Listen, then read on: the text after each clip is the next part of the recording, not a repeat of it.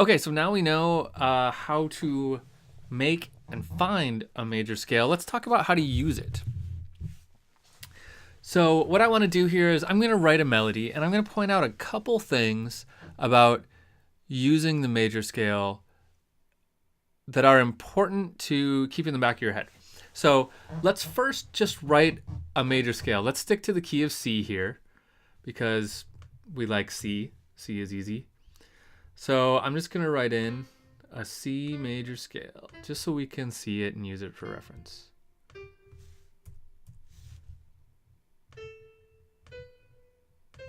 There we go.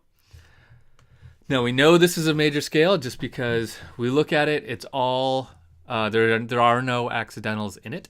So that tells us for one thing that it's a major scale. Also, we could go through and pick apart the half steps and whole steps pattern, right?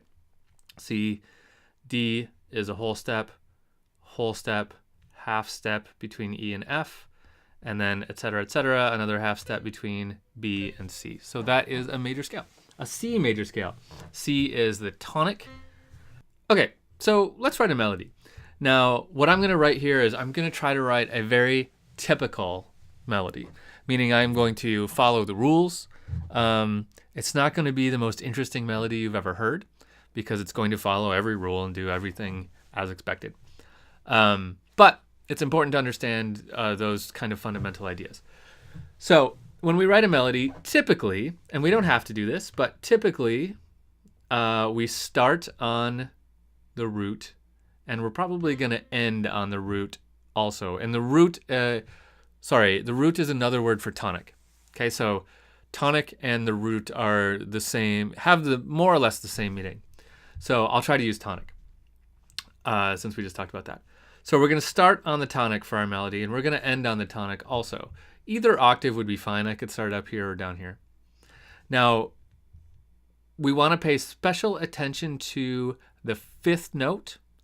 The fifth note of the scale it's what we call a tendency tone, meaning it kind of pushes things to go a certain way.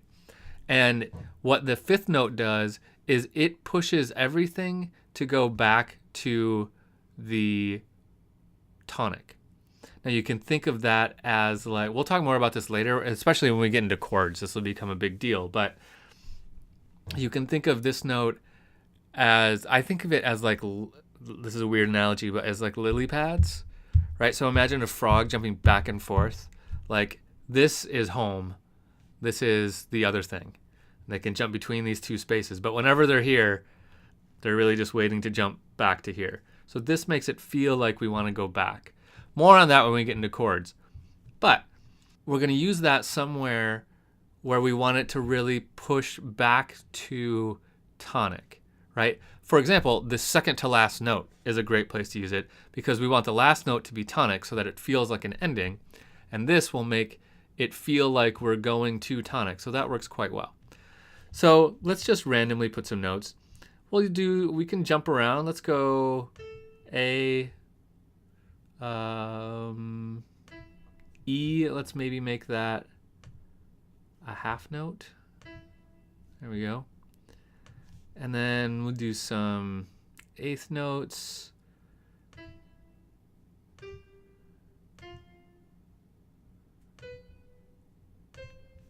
It's kind of a weird little jump. But then we'll go. Okay, now I'm going to use that G. So I'm approaching the end, right?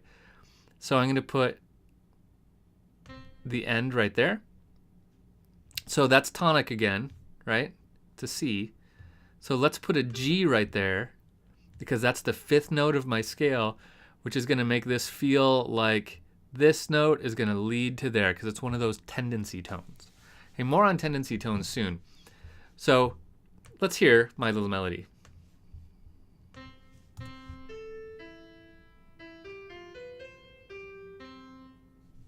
It's short, but it's cute. You know, it's nothing fancy.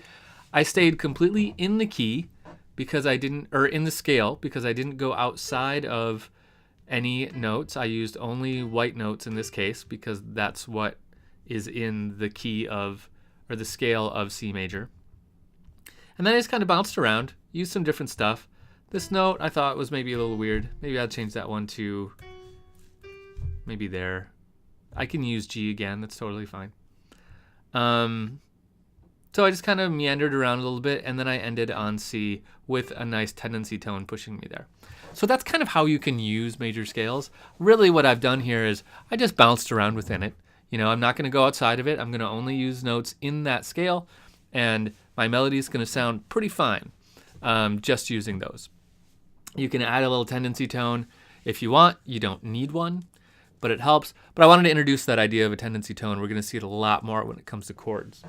Okay, up next, let's take a look at maybe a familiar melody and see if we can dissect it and figure out what key it's in and what they're doing with it.